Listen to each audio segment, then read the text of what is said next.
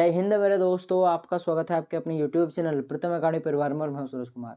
तो आज की इस वीडियो में हम लोग वे सारे बच्चों के लिए एक मोस्ट इंपॉर्टेंट वीडियो लेकर आए हैं जो क्लास 9th का बोर्ड एग्जाम 2025 में देने वाले हैं। और ये वीडियो आपका साइंस का होने वाला है। और आज हम लोग कुछ मोस्ट इंपॉर्टेंट साइंस के ऑब्जेक्टिव क्वेश्चंस कवर करने वाले हैं, ठीक है। और बहुत सारे बच्चे ये भी कमेंट कर रहे थे कि सर मॉडल पेपर करा दीजिए। तो देखो, सबसे पहली बात तो मॉडल पेपर अभी तक आपका आया नहीं है, ठीक है।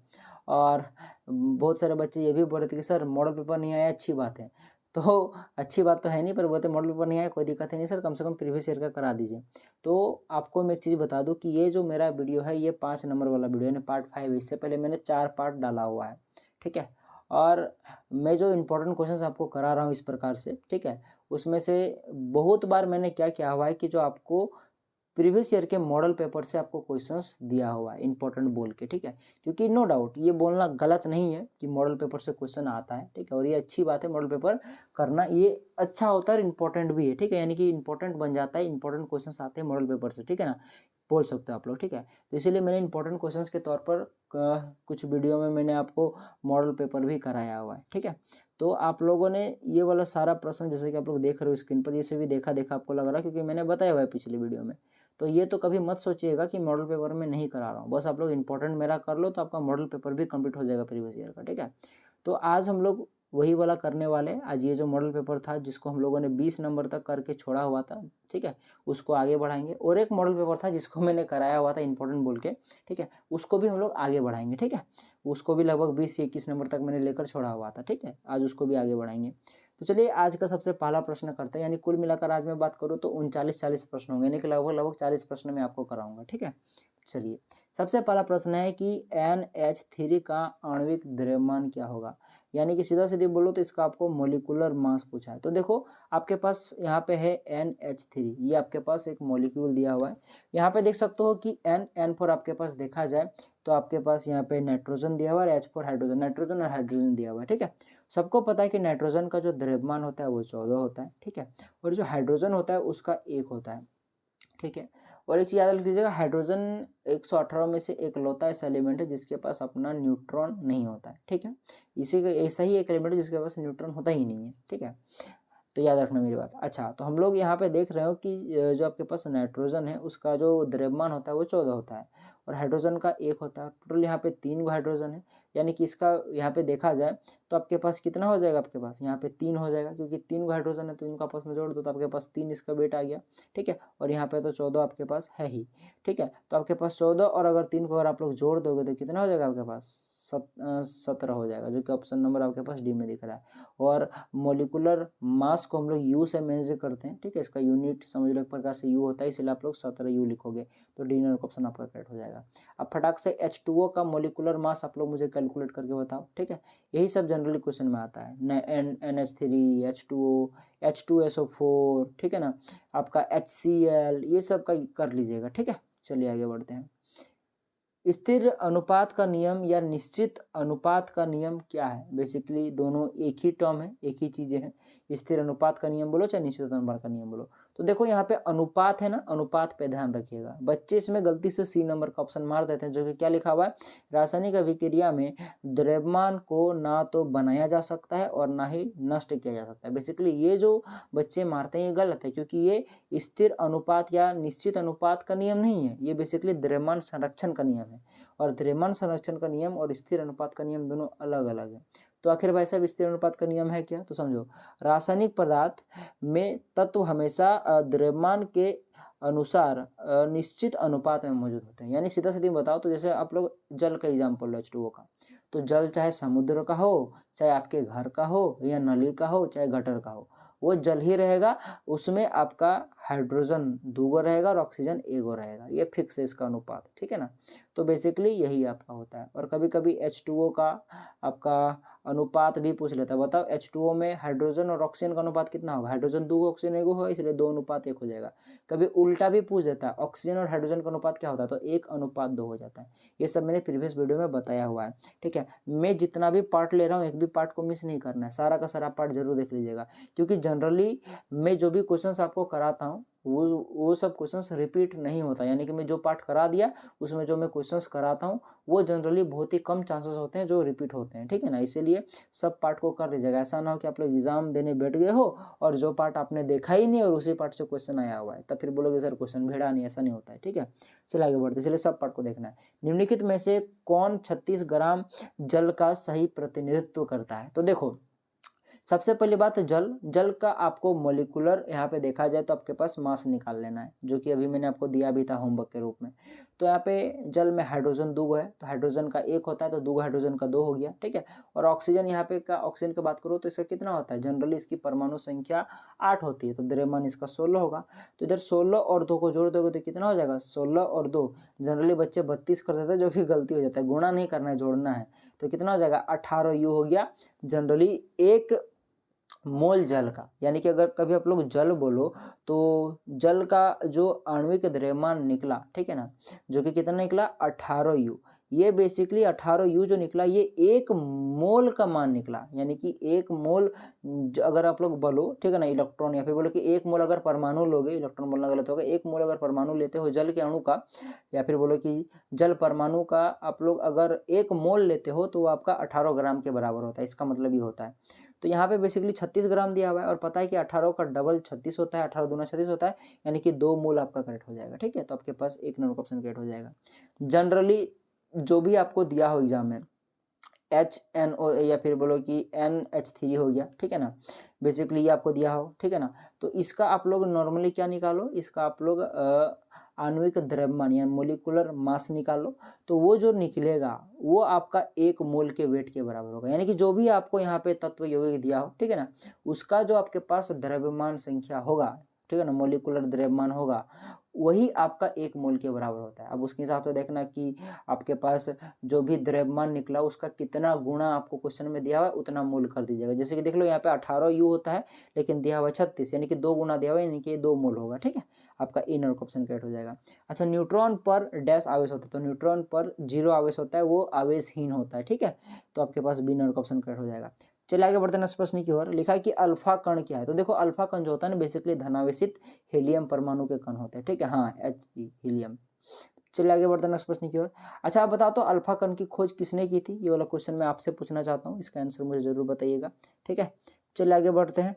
लिखा है कि किसी तत्व में समस्थानिकों के द्रव्यमान में अंतर डैश की विभिन्न संख्याओं के कारण होता है। तो बेसिकली न्यूट्रॉन के संख्या के कारण होता है, और इससे रिलेटेड और एक टाइप का प्रश्न पूछा जाता है, ठीक है ना, जो कि आपको थोड़ा देर बाद में बताऊंगा, ठीक है। सेम ही प्रश्न है, बस खाली क्वेश्चन घुमा के पूछ दिया गया, ठीक है। चलो, कोशिका भित्ति बनी होती है तो सेलुलोज का बना होता है, सबको पता है।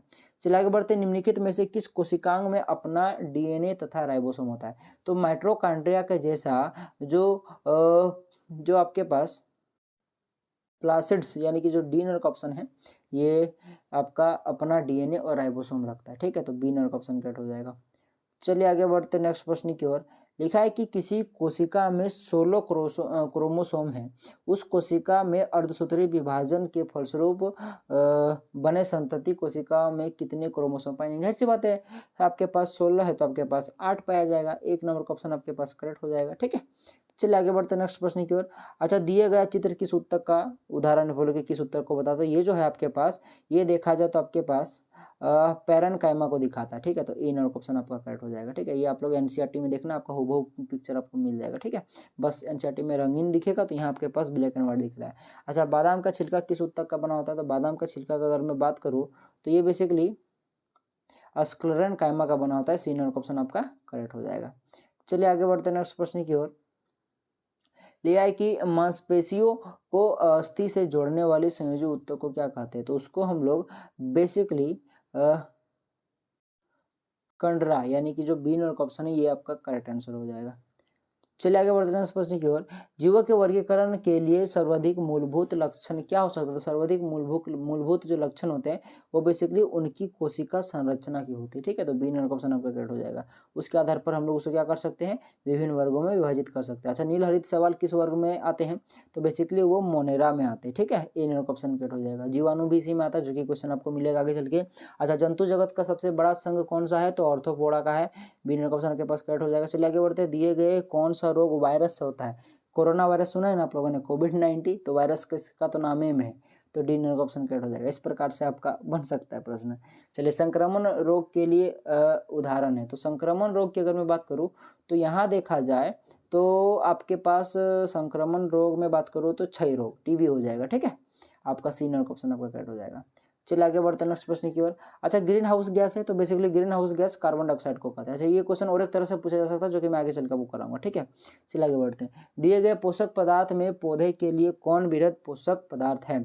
तो एक देखो, एक सूक्ष्म पोषक पदार्थ होता है और एक होता है बृहद पोषक पदार्थ, किसी पेड़ पौधे के लिए, फसल के लिए। ठीक है, तो बृहद में अगर बात करो तो उसमें आपका नाइट्रोजन आता है, आपके पास देखा जाए तो पोटेशियम आता है, कैल्शियम आता है, फास्फोरस आता है, ठीक है, मैग्नीशियम आता है, सल्फर आता है, ठीक है, ऑक्सीजन आता है, कार्बन आता है, हाइड्रोजन आता है। ये सभी आपके बृहद पोषक पदार्थ में, बृहद पोषक तत्वों में आते हैं या बृहद पोषक पदार्थ में आते हैं। ठीक है, परंतु अगर सूक्ष्म पोषक तत्व की बात करूँ तो उसमें आपके पास मैग्नीज हो गया, फेरस हो गया, बोरॉन हो गया, जिंक हो गया, कॉपर हो गया, ठीक है ना, आपके पास क्लोरीन हो गया, निकेल हो गया, और एक आपके पास मोलिबेडियम होता है। ठीक है, मोलिबेडिनियम होता है, जो कि सब उतना आपको याद नहीं रखना है, बस जनरली याद रख लीजिएगा इस क्वेश्चन को। तो यहाँ पे देखा है तो नाइट्रोजन आपका बृहद पोषक तत्व हो जाएगा। बाकी आयरन, कॉपर, मैग्नीज ये सब क्या होते हैं? सूक्ष्म पोषक में आते हैं। ठीक है, चलिए आगे बढ़ते हैं।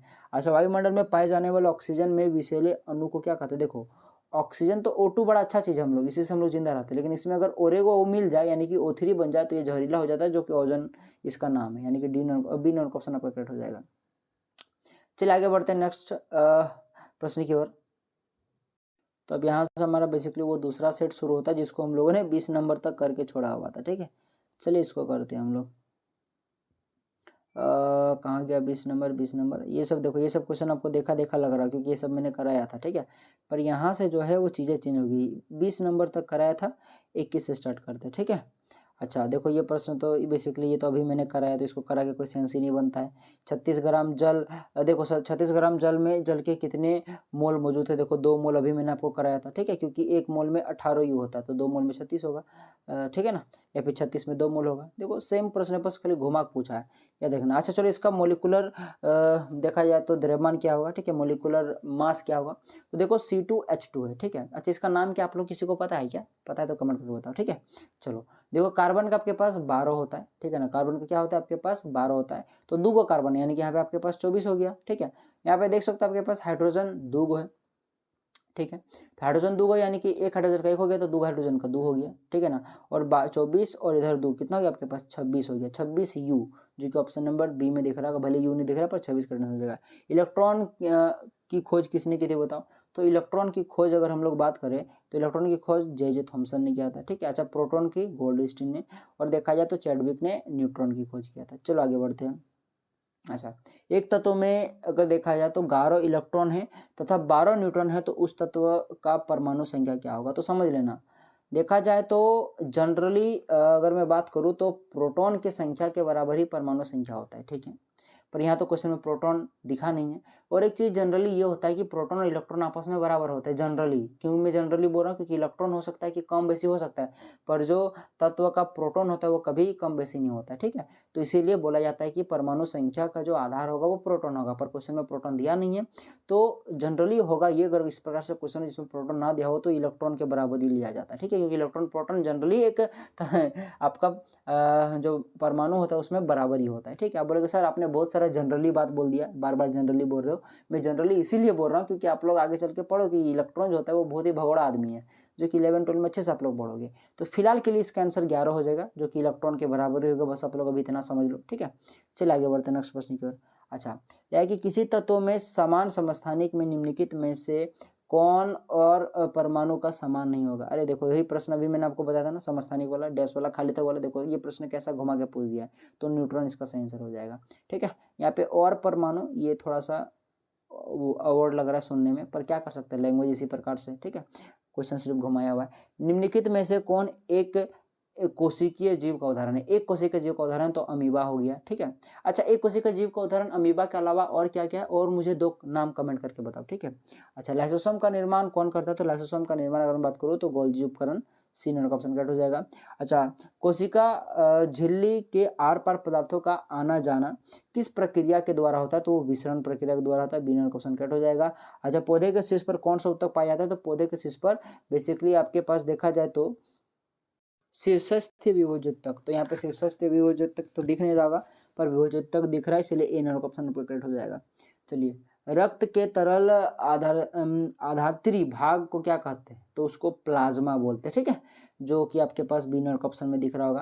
अच्छा, श्वेत क्रांति किससे संबंधित है? तो दूध के उत्पादन से, तो सी नंबर का ऑप्शन आपके पास करेक्ट हो जाएगा। चलिए, निम्नलिखित में से कौन रबी फसल का उदाहरण है? तो देखा जाए तो चना जो होगा वो रबी फसल का उदाहरण है, डी नंबर का ऑप्शन करेक्ट हो जाएगा। अच्छा, देखो, जीवों के वर्गीकरण का सबसे मूलभूत, ये तो अभी मैंने आपको कराया था, ठीक है, तो ये क्वेश्चन का आप लोग आंसर खुद से देख लो। चलिए आगे बढ़ते हैं। पादप वर्ग का उभयचर किसे कहते हैं? तो पादप वर्ग का उभयचर आपका ब्रायोफाइटा को कहते हैं, बी नंबर क्वेश्चन कट हो जाएगा। व्हेल निम्नलिखित में से किस वर्ग से संबंधित है? हाँ, नो डाउट, व्हेल जो होता है एक बड़ी मछली होता है, परंतु देखा जाए तो वो स्तनपायी में आता है, सी नंबर क्वेश्चन कट हो जाएगा, क्योंकि उसमें स्तन पाया जाता है, वो अपने बच्चों को जो होते हैं छोटे व्हेल होते हैं उनको दूध पिलाती है, इसलिए, ठीक है। चलिए आगे बढ़ते हैं। वैश्विक उष्णन के लिए कौन सा गैस उत्तरदायी है? Carbon dioxide. देखो ये प्रश्न आ गया, रिपीट हो गया। रिपीट क्या हो गया? देखो दोनों मॉडल पेपर अलग अलग ईयर का है, तो इसीलिए क्वेश्चन आपको रिपीटेड देखने को मिला, कोई दिक्कत नहीं, पर बहुत इंपॉर्टेंट प्रश्न ये वाला VBI, इससे प्रश्न बनता ही बनता है। चलिए आगे बढ़ते हैं। जल प्रदूषण से निम्नलिखित में से कौन सा प्रभाव नहीं होगा? तो जल प्रदूषण देखा जाए तो जल के तापमान में परिवर्तन होता है, हैजा का खतरा बनता है, क्योंकि हैजा जो होता है वो दूसरे जल से भी होता है, ठीक है।